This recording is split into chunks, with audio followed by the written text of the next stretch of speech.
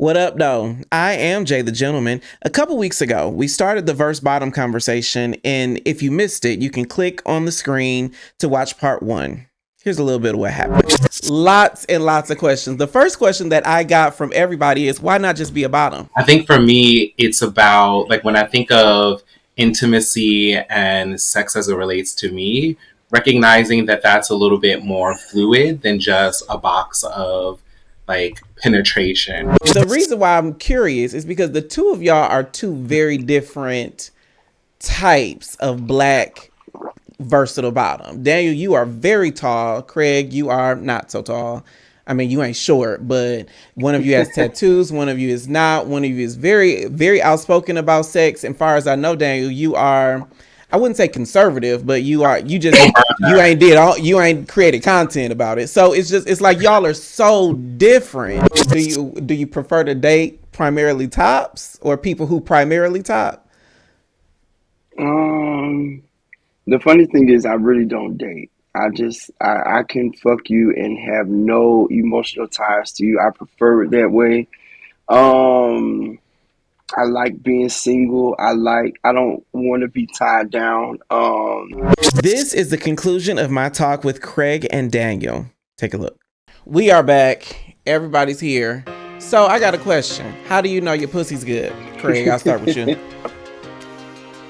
Cause you are like the good puss connoisseur. Cause you have said that many times that your pussy is good. How do you know that? I've never failed a nigga yet. I don't know. I just feel like I've got great Google reviews. You know what I'm saying? Even when a nigga mad at me, he gonna say that pussy good. He may not like me, but he gonna say that pussy good. I think a part of it is how you carry yourself and prepare yourself. I keep you clean. It won't be a nigga that be like, oh, he boo booed on me. You know what I'm saying? Like, it won't be a nigga that be like, you know, his hole was ugly. And you know, like, I think, especially because I've been on camera, I've been very aware of, you know, what I bring and how I smell and how I look. I think that plays a role on having good motherfucking cat. You gotta keep your hygiene up. Rinse your ass out. Don't just rinse it a few times. If it's not clear, you're not near. Both of you have said on one level or another, it is about a vibe. Daniel, that vibe for you is more emotional. But are you saying that you look for emotion so that you can have sex, or you're looking for sex with emotion? I would say sex with emotion. I would say sex with emotion all around. For me, if I'm looking at my sexual encounters, even ones that have kind of felt random, they really weren't random. There was an emotional connection that we established first that made that experience more passionate.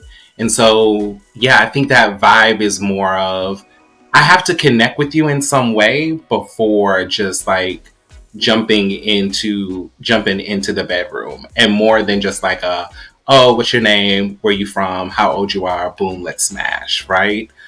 So I think for me, it's just more of that kind of like that having a more substantial connection. That doesn't mean we need to be in a relationship, but the vibe, I have to feel like I can be comfortable, because for me, that's what it is. It's like an act of Comfort.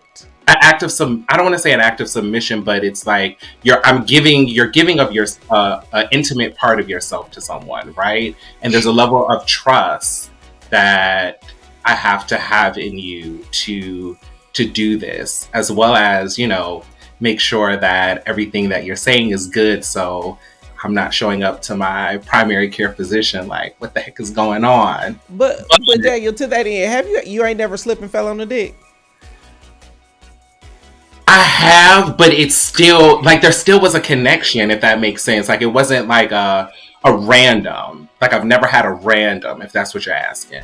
I've never had a random. It's always there's always been some communication established, some connection that's been established, and then it happens. But for both of you, does size matter? No, because I was gonna say it does not matter for me, because I want to keep my body intact. So I have no problem with it being average, whatever it is. If it's bigger than a certain size, I'm sorry, I can't help you. You're gonna have to go to somebody else. I can't do it. And I'm not ashamed to admit that. I've been throwing this pussy a long time, and I feel like it's gonna give Goldilocks the three bears. This dick is too little.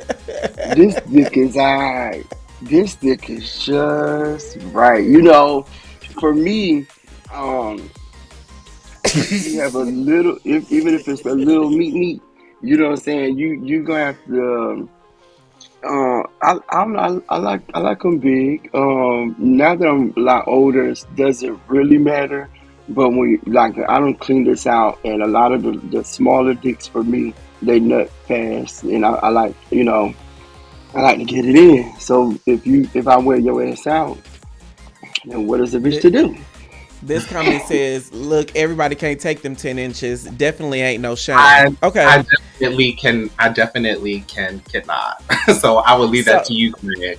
I will so I refer. have a question for both of you, and I'm gonna start with you, Craig. Define good stroke. I don't know. I don't think much of it. I think it's predicated on the person. I think you either have it or you don't. I don't think I think it's maybe it's the chemistry between people. Like some people will stroke you passionately. Some people will fuck the shit out of you. Some people, I know for a fact, I make nervous. You know, they get. Some people can't get up when they come around because they're kind of starstruck. Sometimes, it just depends. So, but can those both be good stroke? Can passionate and fuck the shit out of you both have good stroke, or is it one Oh or the yeah. other? I think Um, it depends. I think it depends on what you're. I think it depends on what you're wanting at that moment. I think it's a.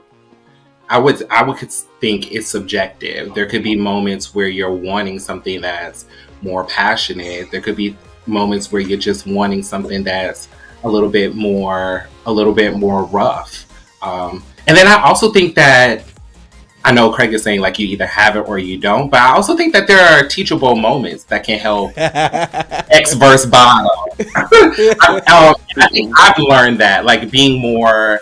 I think for a long time, I had this bad mindset of just kind of going in there and not really voicing what intimacy and what pleasure looked like for me, or being as vocal. Excuse me. It wasn't like I was just like laying there like Miss Seeley.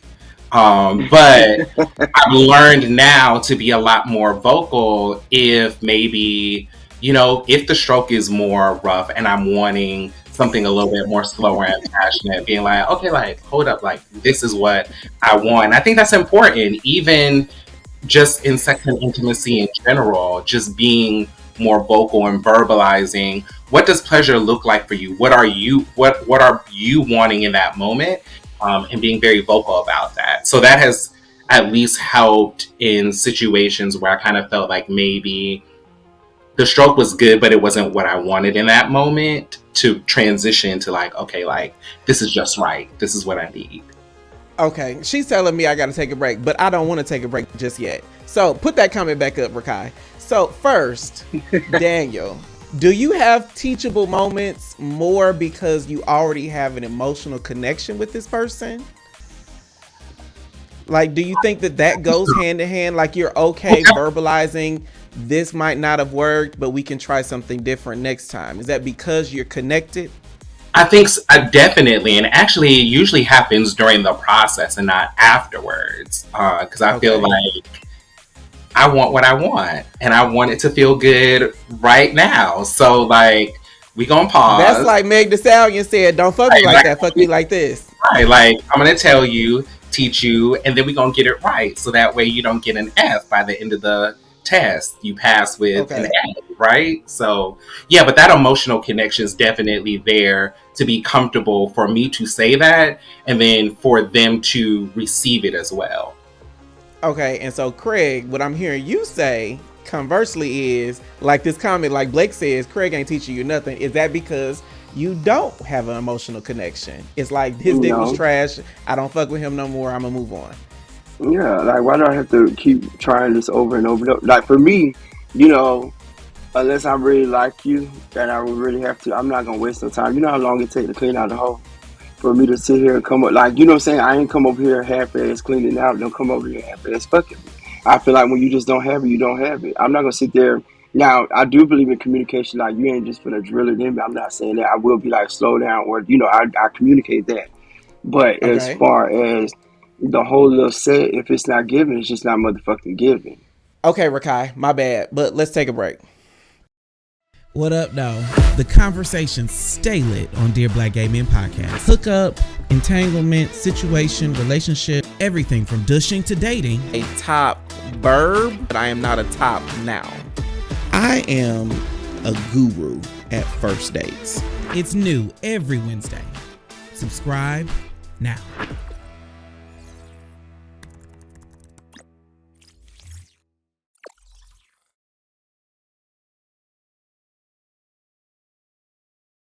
Every episode, my guests and I answer questions that come in from the DMs. If you have a question or a topic for the show or want to be a guest, you can DM at Dear Black Gay Men on IG or Facebook, or you can email questions at dearblackgaymen.com. Y'all ready to answer some questions from the guests?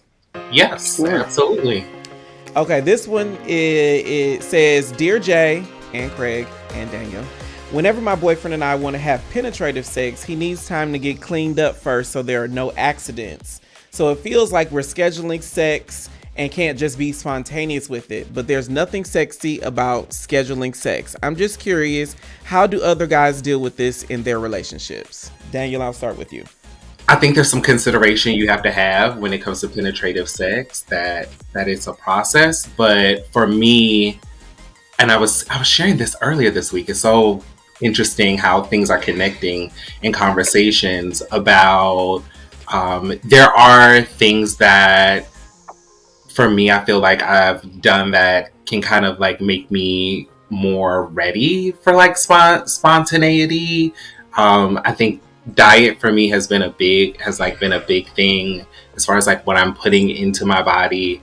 Hydrating, that has really helped, and I've always thought that like dieting really helps you in the sense of like making sure that like your insides are working the way they need to work, and douching just kind of is the way of just that extra added like insurance of clearing. So I would say, you know, have some consideration for your partner, but also like dieting and hydration does help in kind of keeping you balanced in those moments of like spontaneity. And then also knowing like if y'all were to get like if y'all had a dinner the night before, like bruh, like no, I know you want it, like let that individual have their time to like get ready. But I think it's something that needs to be kind of communicated, and sometimes spontaneous fun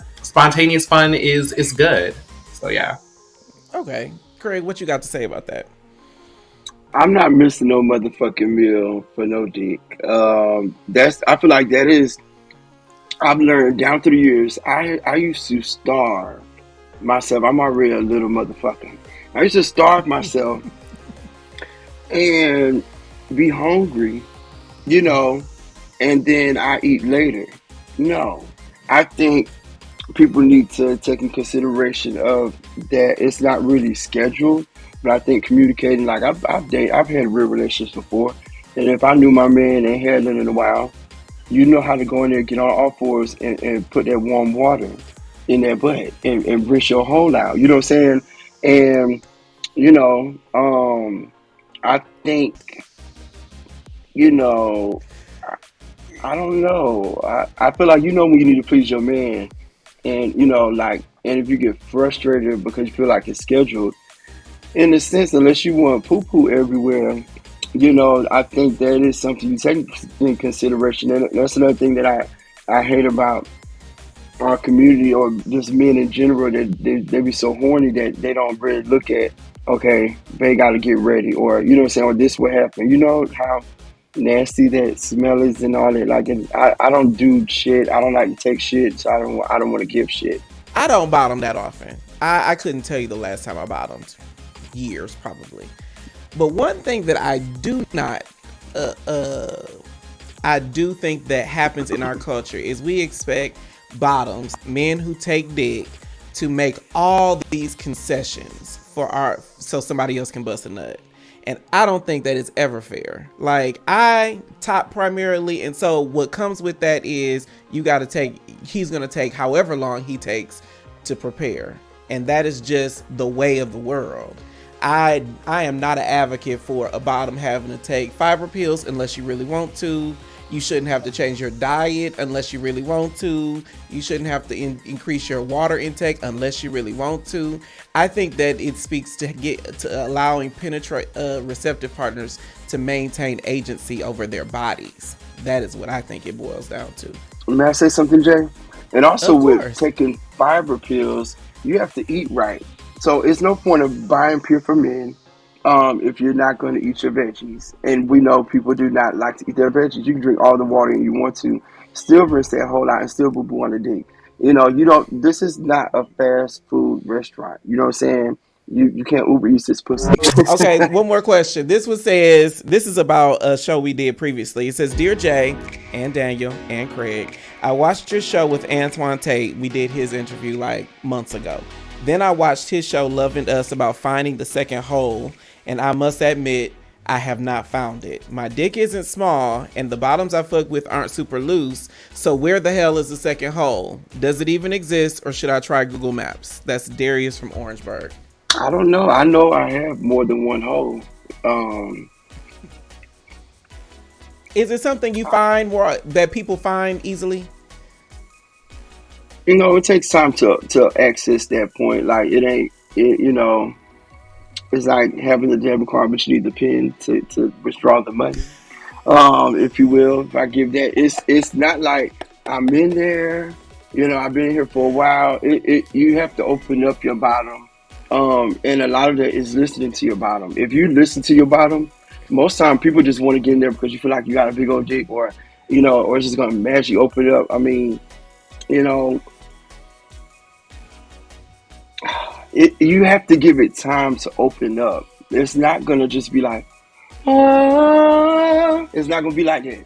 You'll feel it. It's like a pop. It's like a pop. I can feel it when it go back there. I'm like, woo. Wait a minute, wait a minute, wait a minute, wait a minute, Hold on, wait a hold on, minute. hold on, hold on. Keon says not everybody can get into it. Only a certain one will get into that hole. Is that true, Daniel? Yes, many are called, but very few are. And I should have studied more in biology because I feel like it's somewhere around like close to your sphincter, your prostate, or something like that. But I have to agree with Craig. I think listening to your bottom in general helps make pleasure that moment so much more better because I know for me, I feel more relaxed, I feel more comfortable, and I think that helps open me up a lot more than kind of feeling like, oh, you're just trying to get your nut real quick and fast and pump and thrust. Like, And bottoms know that. Bottoms right. definitely know when you're trying to Yeah. rush them to clean their ass and then you want to drill them. Like that's And how then they know you like. I also think, not only mentally do we know that, but our body knows that too, right? And so, um, our bodies will respond. Our bodies will respond to that. Like if you're trying, to like just be forceful, our bodies are going to respond to that. So I think it's definitely, allowing your bottom to open up, to get comfortable, and you just might get lucky. You just might, just get into the land of Oz. So the reason why I love these conversations is because there are a lot of things tops think about sex, about bottoms, that are totally misinformed. Because for some reason in our culture, we don't ask people who bottom about what feels good to a bottom. We just assume we know. And or there are a lot of things that I would wager that bottoms probably think about topping that are probably a lot more informed than total tops because most bottoms I know have fucked somebody before. But that's a whole different topic. But I find that both of y'all are saying something like, it is not about the dick. It ain't about the stroke. It's about the communication between the two people. That's what I hear y'all saying. Is that right? Yeah, Yes.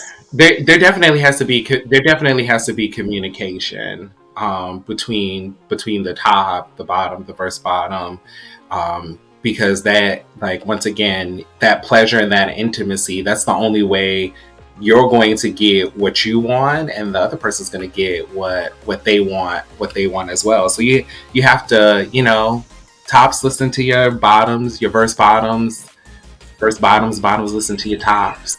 Okay. Neat. Okay, I'm gonna be in trouble after this one, so let's take a break because Rakai is about to be on my ass. Let's take a break. 500,000 views. Do you feel like a thirst trap? We're getting to know the viral TikToker, Filet, his personal life, Okay, so what do you look for then? and his new movie, The Unhinged. Meet me there Thursday at 9.